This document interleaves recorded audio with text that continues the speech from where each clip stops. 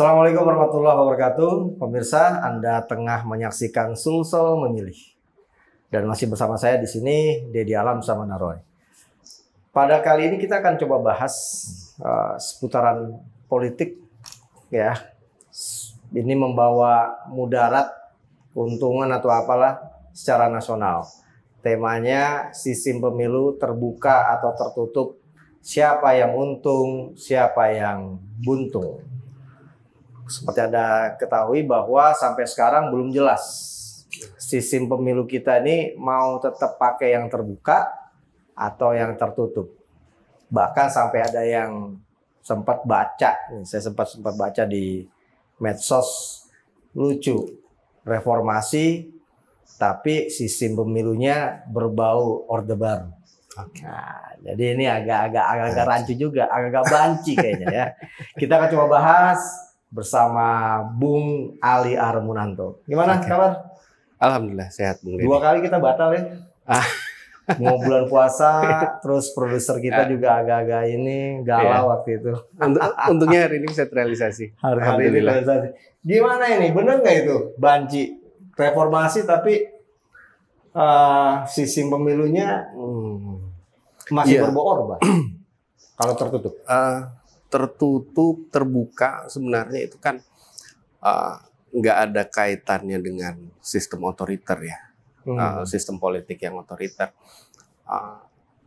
Itu lebih ke pilihan ya, pilihan yang namanya sistem pemilu ya. Secara kalau kita terjemahkan sistem pemilu itu kan adalah mekanisme untuk merubah atau mentranslate vote menjadi seat ya, mentranslate pilihan masyarakat, pilihan rakyat jadi kursi. Jadi nggak ada hubungannya sebenarnya antara otoriter tidak otoriter gitu, walaupun memang dalam sistem pemilih tertutup kemungkinan berperannya kelompok-kelompok oligarki itu memang sangat memungkinkan. Kenapa? Karena masyarakat tidak memilih orang, gitu, tapi memilih partai. Nah, perbedaannya sebenarnya di situ saja. Jadi memang salah satu misalnya ilmuwan politik Robert Mitchell itu tahun 1962 itu sudah meramalkan bahwa dengan model seperti closed list system ini, maka oligarki partai tidak bisa dihindarkan. Memang harusnya begitu. Sehingga kemudian muncullah inovasi-inovasi seperti misalnya dibuatlah supaya lebih bisa dikontrol ya, maka dibuatlah open list system. Tapi kemudian ada banyak pendapat kemudian juga yang saling mengkritisi ya. Yang pertama misalnya ketika open list system terus kita menerapkan sistem demokrasi representatif, which is itu berbasis partai, maka sebenarnya itu membunuh partai politik. Nah, di sisi lain, kita orang Indonesia yang trauma dengan model pemilu Orde Baru, itu kecenderungannya mau membunuh ide-ide kepartaian itu, dan kemudian mendorong supaya ya kita open list system aja lah. Supaya masyarakatnya lebih dekat ya dengan representatifnya, orang yang dipilihnya. Nah, itu yang kemudian menjadi seakan-akan kita mengasosiasikan open list system ini dengan demokrasi dan closed list system ini dengan otoriter, ya, sistem pemerintahan otoritarian. Nah, padahal sebenarnya itu pemikiran-pemikiran yang sifatnya asosiatif saja. Banyak negara-negara yang demokrasi maju justru malah menerapkan sistem closed list system ini. Bahkan di negara seperti di Amerika, mereka lebih parah lagi. Mereka tidak menggunakan proportional system, mereka menggunakan majority system. Apa tuh? Majority system itu adalah the winner take all. Jadi pemenang mengambil semua. Pemenang mengambil semua, ya. Jadi misalnya kan ada banyak tuh first past, majority system yang kita pakai sekarang itu di DPD. Itu metode first past the post kan. Nah, kekurangan majority system itu banyak suara terbuang. Nah, karena kita mau sedemokratis mungkin, representatif mungkin supaya tidak terjadi gejala underrepresentatif, maka kemudian kita menggunakan sistem proporsional. Karena sekecil apapun perolehan partai itu nanti akan dihitung sesuai dengan proporsinya. Jadi ya kecenderungannya kemudian apa ya, kadang-kadang kan sosial media ini menyesatkan gitu ya. Sosial media ini menyesatkan, argumen-argumen yang dibangun di sosial media ini menyesatkan. Tidak selamanya sistem closed list system itu. Justru saya bilang tadi negara-negara maju mereka menggunakan closed list system sebagai bukti bahwa partai-partai yang ada di negara itu sudah terinstitusionalisasi dengan baik, partainya sudah dikelola dengan baik, rekrutmen politiknya berjalan dengan sangat baik, ideologi dan platform partainya sudah sangat operasional dan seterusnya. Indonesia udah layak nggak? Nah, ini persoalannya kemudian kalau kasus partai Indonesia sekarang kita bawa ke closed list system, maka yang diramalkan tadi si Robert Mitchell ini akan terjadi. Nah, Anda bisa bayangkan proses rekrutmen partai di Indonesia kayak gimana? Ya, bukan kayak beli kucing dalam karung ya. Nah, ini kan ada orang tiba-tiba nggak tahu latar belakangnya seperti apa, tiba-tiba jadi caleg. Nah, tiba-tiba ada dari yang tadinya di ini partai hijau, tiba-tiba dari kuning pindah ke hijau.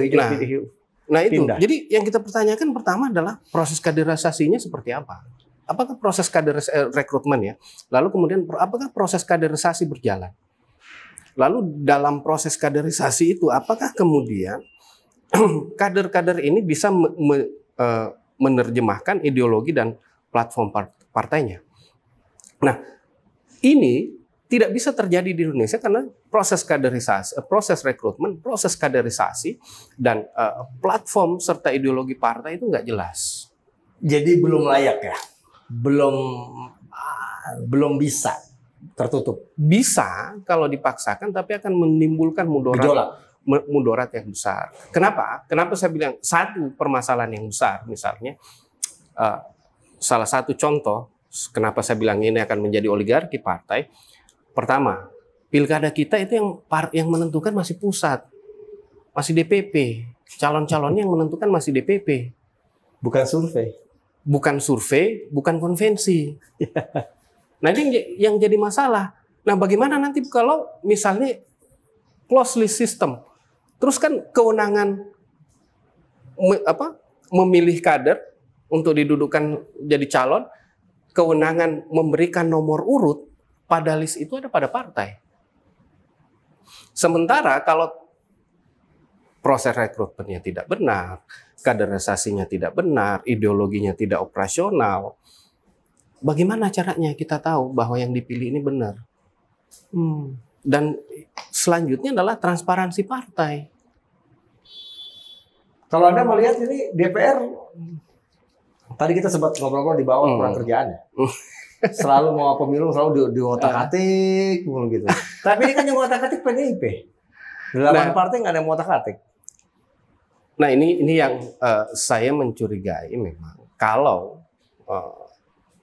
memang mau dipaksakan closed list system, maka memang tentu ini ada kaitannya dengan agenda-agenda politik besar. Karena closed list system itu akan memberikan keuntungan yang luar biasa besar pada partai-partai yang sudah terinstitusionalisasi. Dan yang kedua, partai-partai yang sudah punya identifikasi kepartaian di level masyarakat.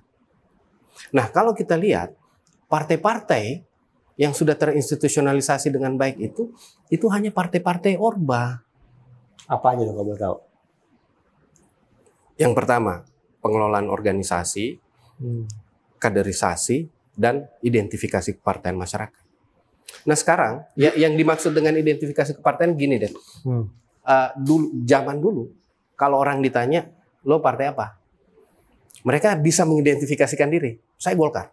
Cuma 3 dulu kan? Saya PDI, saya P3.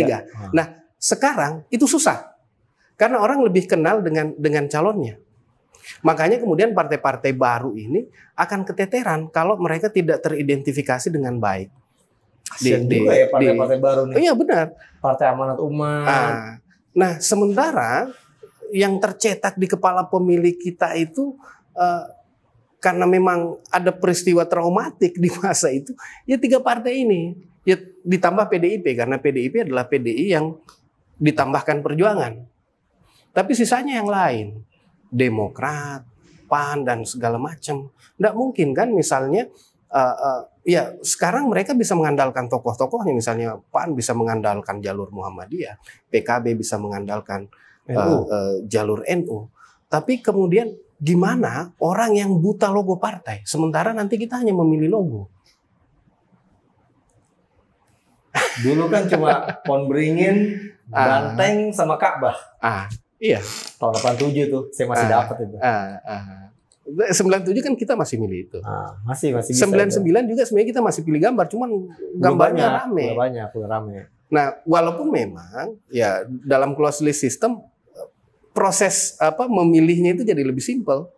Kertas suaranya kan jadi kecil tuh. Nggak perlu buka yang besar-besar lagi. Masuk kalau dibilang bahwa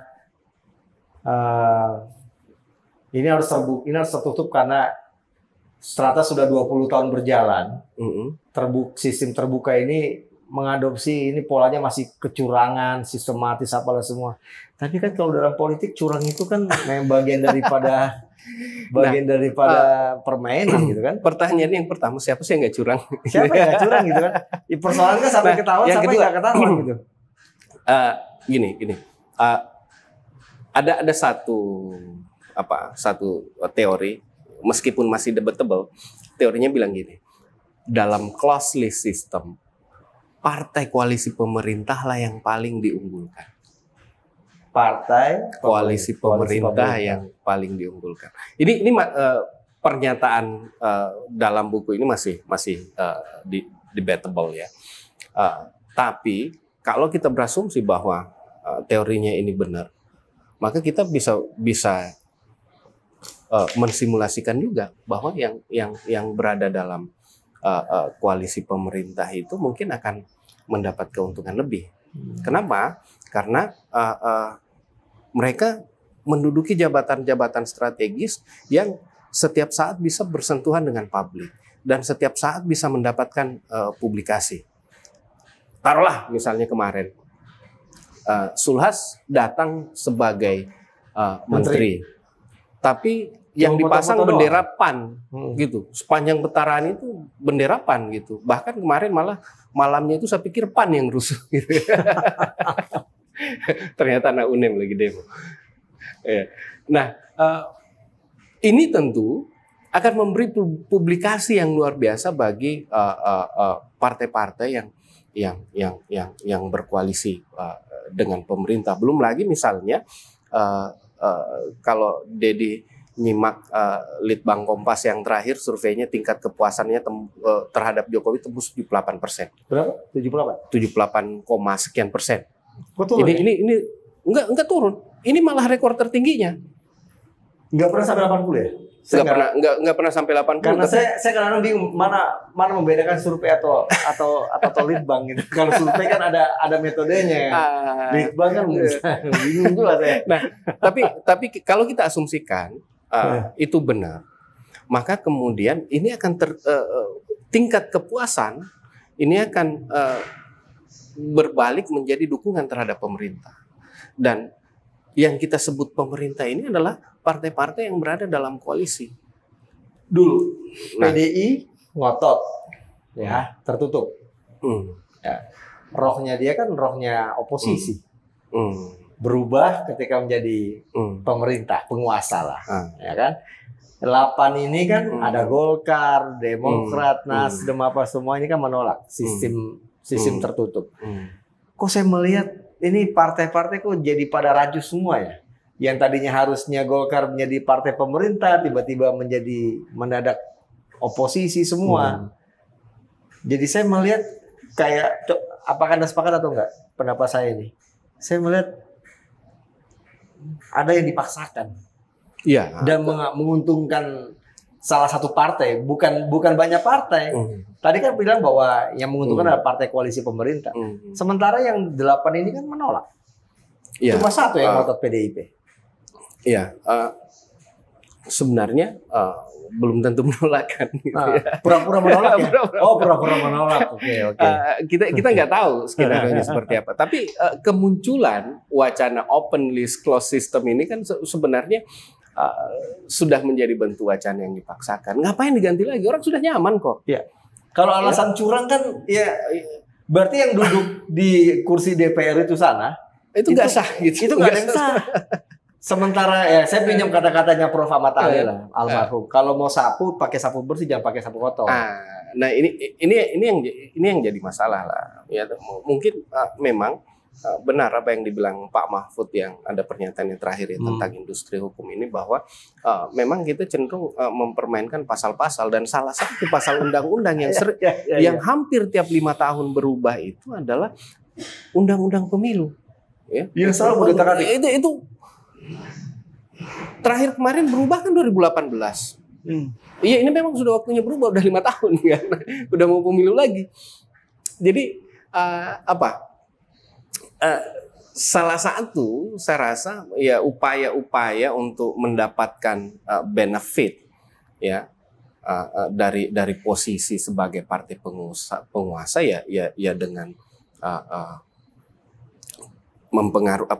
merubah kebijakan yang ada dalam sistem. Nah, salah satunya memang kebijakan dalam sistem pemilu, karena jelas sekali bahwa ini yang akan diuntungkan partai-partai seperti PDIP, Golkar dan segala macam, karena mereka jelas mereka institusionalisasinya jelas, ya, organisasinya masif, ya.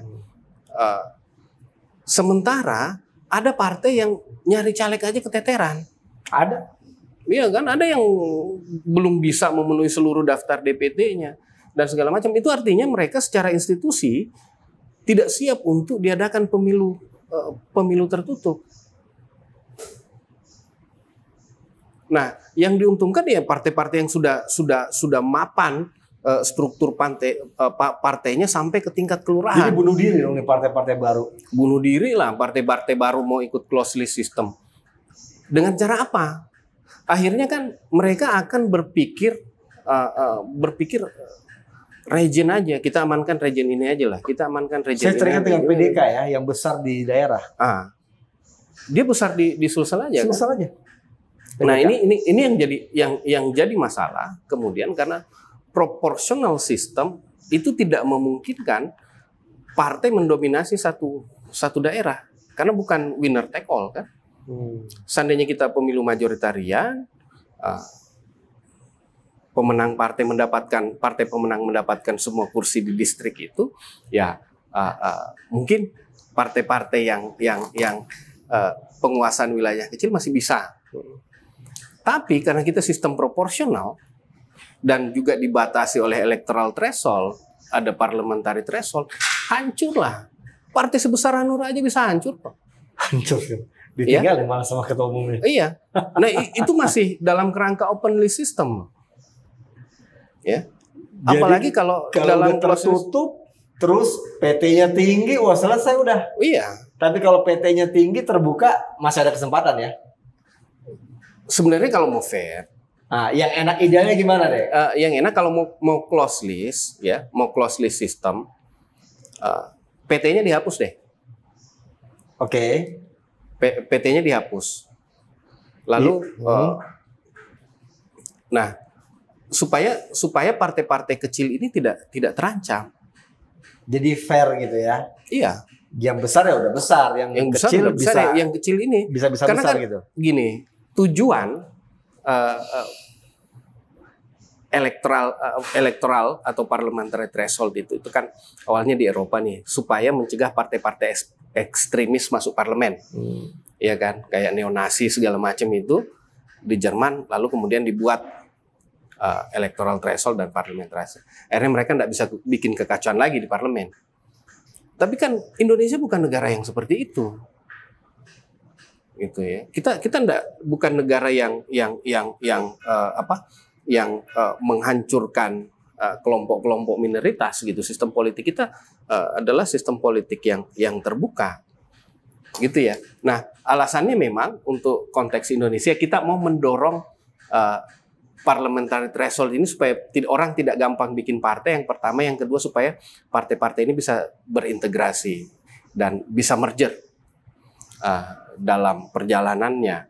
Tapi kan ini juga tidak terjadi karena elit-elit kita senang aja bikin partai terus gitu. Tidak ada terjadi konsolidasi politik. Kebanyakan duit kali. Nah, itu juga. Kebanyakan duit. Nah, akhirnya parliamentary threshold ini jadi akal-akalan saja untuk membesarkan partai yang sudah besar. Gitu. Nah, bayangkan misalnya partai-partai yang di bawah 3% itu kan sebenarnya orang-orang yang memilih partai itu kemudian mengalami underrepresentation. Mereka nggak punya representasi kok. Artinya sama aja kalau terlalu tinggi parliamentary threshold, electoral threshold, ini juga sama artinya juga membunuh kelompok-kelompok minoritas karena mereka tidak bisa punya representasi. Ya, kecuali mereka mau bergabung dengan Golkar misalnya, dengan PDIP dan itu kembali menguntungkan partai-partai yang sudah besar kan, karena mereka tidak mungkin bergabung sesamanya partai gurem, pasti mereka mau mencari institusi kepartaian yang lebih besar supaya mereka gampang terakomodasi kepentingannya. Nah ini yang jadi masalah. Jadi kalau mau close list system, ya hapuslah parliamentary threshold. Nah kalau mau open list system nggak masalah gitu ya. Cuman parliamentary thresholdnya jangan juga diturunkan sampai ke level daerah kualitasnya dong. Ya. Nah ini juga akan jadi masalah besar. Analisa Anda apa nih? Kira-kira ini mereka yang di Jakarta terbuka atau tertutup atau ada modifikasinya? Saya rasa atau saya pikir. Saya rasa dan saya pikir gitu ya. Ini I feel gitu. Antara intuisi dan analisa gitu ya.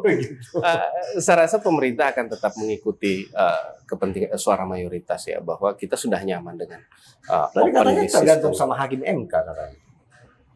5 tambah 4 9. Kabarnya bahkan 5 ini maunya tertutup. 4 nih katanya. Nah ini akan susah lagi nih, karena penetapannya kan di MK gitu. Nah ini tergantung hakimnya lah, tapi tergantung biasanya presiden lah. Tapi hakim ini juga harus diberi pandangan dulu dong ya mengenai dampak buruk dan baiknya kedua sistem ini supaya ada pencerahan gitu. Mereka tidak asal ini. Jadi setidaknya mereka paham dulu filosofi sistem pemilunya, kenapa harus open, kenapa harus close, kenapa harus proporsional. Anda melihat mereka paham nggak hakim-hakim MK ini? Tidak semua. Jadi kan orang yang paham, orang yang tahu tentang pemilu banyak. Saya malah shock itu dengan hakim yang kemarin yang menentukan bahwa menolak penundaan pemilu. Jawabannya karena saya nggak punya kemampuan di situ. Iya. Jadi masalah ini kan sudah bukan hanya persoalan hukum saja, gitu ya. Kita harus lebih jauh lagi. Ini sudah filosofis, sudah politis, gitu. Jadi pertimbangannya harus banyak. Hakimnya kalaupun tidak paham pemilu harus mendengar banyak dulu dari para ahli yang memang paham tentang pemilu ini, gitu ya. Dan yang terpenting ahlinya independen. Independen nggak kalau Anda lihat mereka? Ya nggak semua kan. Kenapa saya jadi ingat sama ipar ya? Soalnya ada ipar si Anu ya. Gitu. Nah, ini yang jadi masalah sebenarnya. Tapi kita berharap lah bahwa hakim itu bisa menerima banyak pertimbangan dalam proses penentuan atau proses pengambilan keputusan akhirnya, karena kita tidak berharap pemilu itu kemudian menjadi kekacauan baru. Karena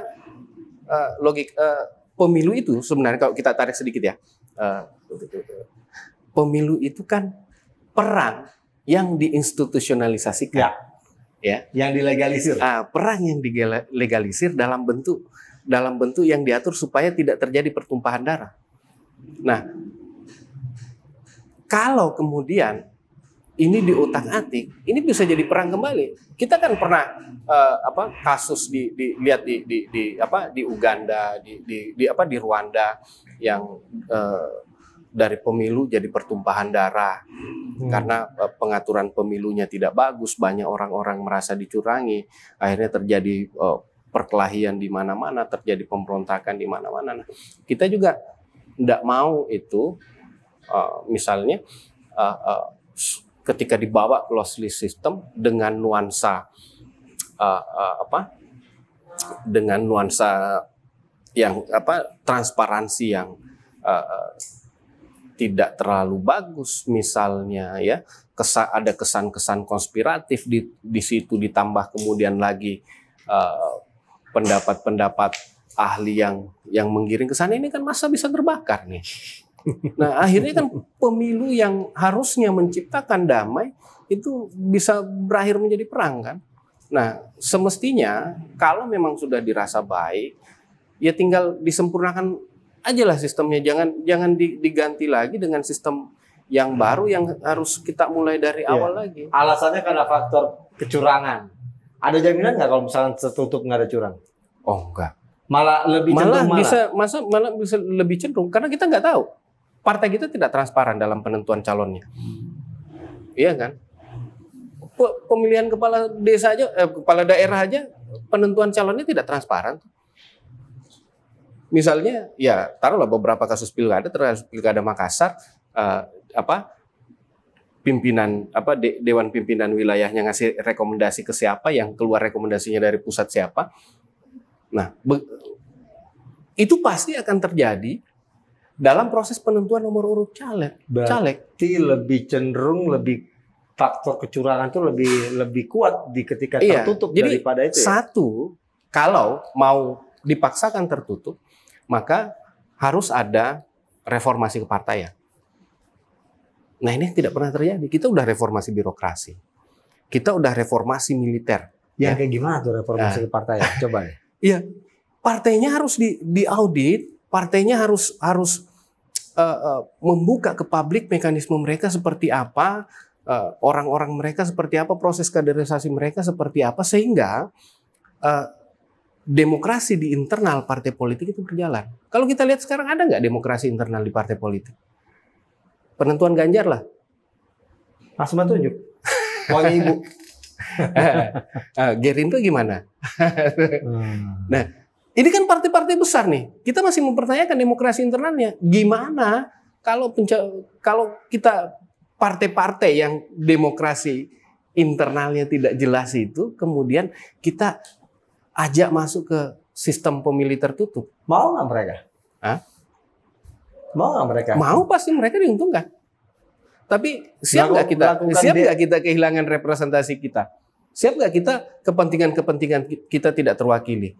Siapa yang bisa menjamin bahwa oligarki tidak masuk ke situ? Nah, ini jadi masalah besar.